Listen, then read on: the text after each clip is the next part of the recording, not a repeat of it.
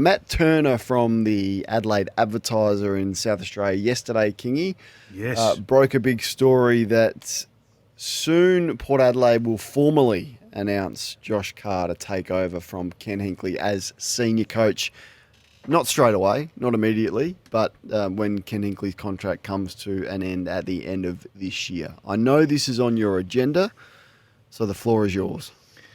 Well, it says that the succession plan may be before round one. So what are we saying? Are we just saying that this is formalising the handover, or is there more to it? Is the handover more immediate than we think? My interpretation of the story is that it will formally be announced that Josh Carr is the next senior coach when Ken Hinkley hands it over at the end of the year. Not saying they're going to sack Ken Hinkley now and put Josh Carr in to coach from round one, just that it will be formally announced. Now, we've put a call into the club and asked for either Koshy or Chris Davies to come on and speak to us about that. They said they won't be responding to a speculative piece in relation to Josh Carr and Ken Hinkley. So they've called the story speculative. Is it a big deal? Like, I've been telling you, Josh Carr is going to be the next coach for 3 years. I think he's just got to be clear. One thing I don't like is clubs leaving a coach not necessarily swinging in the breeze, but you've got to have absolute clarity about this. So all the players know where it sits, all the staff know where it sits, and do it as quick as possible. I do think you have to make some sort of comment on this.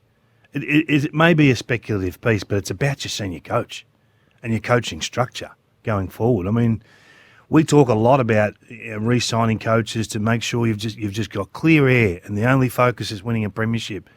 Yeah, I just feel like these sort of things, if they're allowed to fester and bubble away in the background, can be a distraction you don't need. And if it is to be his final year, it's a distraction you don't need in his final year. I mean, these things, like a Band-Aid, you just got to rip them off. If you're making the change, make the change. I love what Sydney have done. John Longmire, you're not going to be coach. No worries. Here's a role for you. You can still be meaningful for the business and assist us going forward, but you're not coaching. Bang. In goes Dean Cox, and now he's putting his stamp on the place. Don't disagree with any of that. Actually, I don't think they've been as transparent as they should have been with this, because Josh Carr was appointed as assistant coach in 2023. Now, the talk then was that he was going to be, or had been guaranteed, either a handshake agreement or a formal one, the next coach at Port Adelaide, senior coach. Now, things went pretty well for Ken, and he got the 2-year contract extension, which we've discussed at length. And then the talk around Josh Carr has sort of festered, but no one has actually come out formally and said what the deal is. Was it a handshake deal between Chris Davies and Josh Carr when he came back over from Fremantle as assistant coach? Was it ticked off by the board? They would say no. Any public commentary from Port Adelaide is that no, we haven't guaranteed Josh the job. But everything you hear is that Josh Carr is the next senior coach. So I just think there's been a lack of transparency. I don't know why they're hiding this. And then stories like this fester and bubble away to the point where I agree with you. They must come out and say this. And I don't... There may have been an opportunity to do something similar to what Sydney had done at the end of last year. Because it's the only way to do it. We did hear that there was some fatigue setting in from Ken, and he was a bit tired. Now, maybe that just be the off-season, another gruelling year. He's done it for a number of years, and after a break and a trip to Hamilton Island or overseas or wherever Ken goes, that he was refreshed and ready to go. I don't know. I haven't spoken to him, but I think the club needs to be more transparent about what their plans are. The second part to it is, as much as Josh Carr's resume is perfect and ready to go as a senior coach, have you closed the door to other options? Have you closed the door to John Longmire? Have you closed the door to Chris Scott? Have you closed the door to Nathan Buckley? I don't know what it is, but has your focus been so narrow on Josh at the expense of a John Longmire? That would be the other question that I think the club would need to answer. Yeah, is he definitely better than Simpson, Buckley, Longmire, the availability of a Chris Scott or someone of that ilk? Yeah, spot on. And why wouldn't you talk to those people anyway? I mean, gathering information is just so precious in that situation. I don't understand it. This club, they just do things. in a totally different fashion to any other business that we've seen. The re-signing of Ken in August is one of the dumbest things I have ever seen in footy. But other clubs have done that. Like other clubs have signed Nick. Adelaide No, signed that. never on the back of home and away Adelaide achievements. signed Matthew Nicks for 2 years when he still had a whole season to go for no reason. I'm not worried about extending him. I'm not worried about all that stuff. But it's the same thing. To assess it. No, they assessed him on the home and away season. Yeah, but so did Adelaide with Matthew Nicks. So did Fremantle with Justin. A lot of clubs, it's more common than not to extend coaches prematurely. Yeah, but Adelaide finished bottom 4, and they didn't need to extend Matthew Nicks. Fremantle missed the finals and lost their last 4. They didn't need to extend Justin Long. Western Bulldogs extended Luke Beveridge for 2 years. 10 years plus. 10 years plus, mate. It's a different discussion. It's a different discussion than the normal. I think you blink it a little bit with that. I'm just saying that it is commonplace for clubs to extend coaches unnecessarily. Like the Port Adelaide aren't. When you say they do things differently, a lot of clubs have done that. It's not uncommon to extend a coach on an August assessment when you're really trying to. When we all were saying this is the bare minimum. He needs to get to X. He needs to get to Y. Some said a grand final. Some said prelim. Straight sets wasn't that. And then you go, well, hang on. We've just re-signed him 3 weeks ago. Like, is he actually going to take us to the promised land? Now they get the opportunity here to come clean with your fans, because at the end it's their footy club.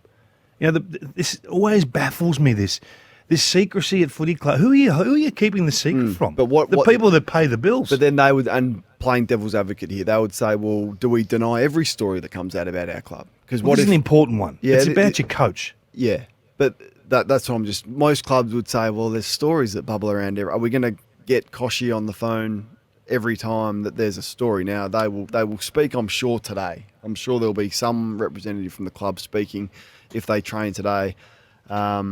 I'm not sure, but I don't disagree with what you're saying in terms of the transparency. And you don't have to do a long-winded thing, though, Cornsey, do you? I mean, it can be pretty simple. Look, we're not responding to that. It's an inaccurate story. It's not front of mind for us as a football club at the moment. We're not discussing it heavily. It's inaccurate. Move on. That's all you have to say. And I would love for them to clear up the Josh Carr succession idea. And when this was born, was it 2 years ago? Is it just been recently? Because I think there has been. I don't think they've been as transparent as they could have been with that, and whether it's been formal or not. All right, you can have your say, 1300 736 736. Would you be confident if you were the Eagles if you read this quote from Oscar Allen, who's their captain, in terms of his future? It's been linked to Brisbane recently. He said, I clearly love the football club, and I'm sure things will get worked out. It's probably not something that you really think about when you're playing. You kind of just head in the sand, trying to get better and improve every day. But this bit, I'm not sure what the future holds, but I've really enjoyed and still enjoy my time at the football club. Would you be confident that the captain is staying? The West Coast are not going to lose someone they don't want to lose. Are you saying they'd be comfortable to lose him? Well, if they're comfortable to lose him, they'll play it out that way. And if they want to keep him, they'll keep him.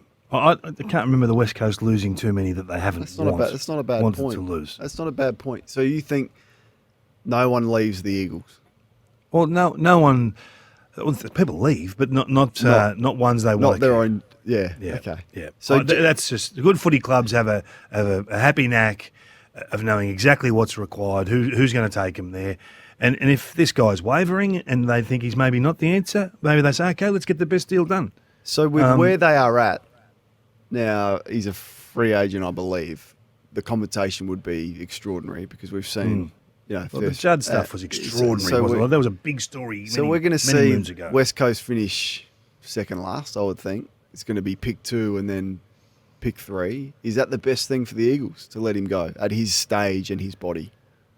Well, and they would know more information about his medical situation than us, outside looking in. So these are the things where I think we've just got to take a step back and say, all right, there's more to this story. But if they want to keep him, they'll keep him. Can I ask you a different question about clubs?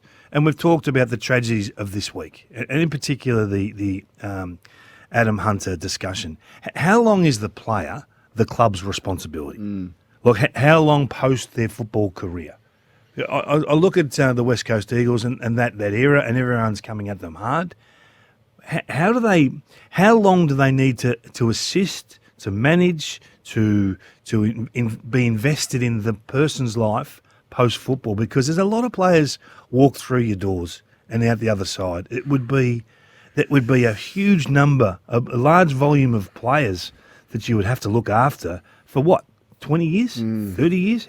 I mean, at what point do you cut the cord? It's such a delicate one, isn't it? It is, but I because think of the we've got to be fair to the Eagles as a football club. Yeah, no, I haven't. I mean, that era was tragic. I don't think we can deny any of that. And I mean, that the group that came through, a lot of them had trouble. Not to say that there's not players that have trouble at every era at a footy club, but that particular era, which has been well documented, there are 4, 5, 6, 7, maybe more that we don't even know about, issues that players have had. I think, this is my personal opinion, directly related to the way that they lived their lives in that time. But it was 2005, 2006. That's where I'm getting so to. I don't sit here going, I blame the current Eagles administration for the plight of some past players that were here 20 years ago. But I do reflect and go, gee whiz, if my son played at the Eagles during that time, I would be ropeable at the negligence of that footy club at that time. And I'm sure the Eagles have learnt so much from that and do things completely differently to the point now where you'd be thrilled if your son got drafted to the Eagles. So it's a complicated situation. It's complicated, and I just think the Eagles get an easy whack at times. But there are players right now. Have you seen criticism of the club? And it's out there, and that's all right. They'll wear that. But there are players right now in our 2025 season that have got significant issues. 100%. So this is not going to go away. So this is something that if we have a benchmark, we can work with that. Is it? You have to. The AFLPA will manage them clearly out of the game for a period of time, but how long? I think we have to be brave enough to have these conversations without fear of upsetting a particular club or a particular player, to get better, to actually save people from themselves post-football, because we've got a batch of players who are coming out now, and some have got more problems than others. It is silly to sit here and say now, oh, no, there's no issue in the AFL now. There's no problem at all. I think that'd be crazy. No, I think we all know that to be crazy. What percentage can one player take of your salary cap before it's detrimental to the point where you can't have team success? Because I don't want to make this just an Eagles agenda. It feels very Eagles heavy this morning. But John Ralph, our man, potentially the next chief footy writer at the Herald Sun, wrote a first free agency piece about some of the youngsters coming out of contract and what they can command. The number he put on Harley Reid was 20 million over 10 years. Now, if the salary cap is going to be 18 million, it's not there yet, but it's going to get there in the next coming years. Can one player take up well over 10% of your salary cap and that team still have success? Even if it is a Harley Reid. I'd be disappointed, right? In 6-7 years' time, I'd be disappointed if we didn't have half a dozen players getting 2 million plus in the game. Yeah. That's just the growth of the industry. It is low flying. It is on a trajectory like no other sport in Australia. I just think that it's a good thing for our code to have the youngsters see Harley Reid on 2 million, $2.5 million. Can you have success though? That's not my question. Can you have team success when one player of 44 is taking up more than 10% of your cap? Well, Carey was taking $1 million out of our $4 million salary cap, so I'd have to say yes. Yeah, well, and that's a good response. But then you look at if the player is that bloody good, but they've got to be that bloody good. Yeah, and we're not sure Harley Reid's Wayne Carey, are we? But he's pretty good. Yeah. So you're comfortable. You know what I mean? You're comfortable. I'm comfortable with that. With the Saints, with Essendon paying him $2 million. They have to be $2 million worth of influence. Yeah. Game day. Okay. Don't get a $2 million ruckman and try and find a way to play him at centre half back.